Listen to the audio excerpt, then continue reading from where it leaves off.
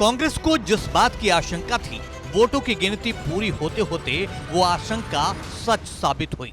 बताया जा रहा है कि हिमाचल में राज्यसभा की एक सीट के लिए हुई वोटिंग में बीजेपी और कांग्रेस दोनों ही उम्मीदवारों को 34-34 वोट मिले थे। यानी बीजेपी उम्मीदवार हर्ष महाजन और कांग्रेस उम्मीदवार अभिषेक मनु सिंघवी के बीच मैच टाई हो गया था। तो फिर जीत कैसे हुई, ये बताएंगे। उससे पहले ये जान लीजिए कि आखिर 25 विधायकों वाली बीजेपी 40 विधायकों वाले कांग्रेस के उम्मीदवार से जीत कैसे गई। इसे समझने के लिए हिमाचल में आंकड़ों का गणित समझना होगा। कुल 68 सीटों वाली हिमाचल विधानसभा है, जहां बहुमत का आंकड़ा 35 है। कांग्रेस के मौजूदा वक्त में 40 विधायक हैं और बीजेपी के 25, जबकि 3 निर्दलीय विधायक हैं।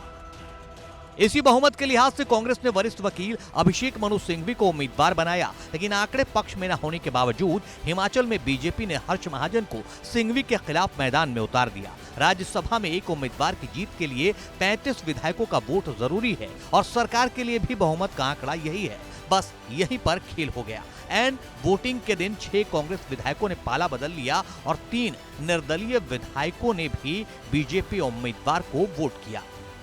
जिन कांग्रेस विधायकों ने क्रॉस वोटिंग की है, उनमें इंद्रदत्त लखनपाल, रवि ठाकुर, सुधीर शर्मा, राजेंद्र राणा, चैतन्य शर्मा और देवेंद्र कुमार भुट्टो का नाम शामिल है। यानी 25 विधायकों वाली बीजेपी का आंकड़ा कुछ इस तरह 34 तक पहुंचा। 6 कांग्रेस विधायकों ने क्रॉस वोटिंग की और 3 निर्दलीय विधायकों ने भी बीजेपी उम्मीदवार को वोट डाला और 40 विधायकों वाले कांग्रेस उम्मीदवार का वोट 34 इस तरह पहुंचा कि 40 विधायकों में से 6 कांग्रेस विधायकों ने क्रॉस वोटिंग की। दोनों उम्मीदवारों के बीच जब आंकड़ा 34-34 का हो गया तो विधानसभा में टॉस कराया गया, जिसमें जीत बीजेपी की हुई और कांग्रेस उम्मीदवार अभिषेक मनु सिंघवी ने इस हार को स्वीकार भी कर लिया है।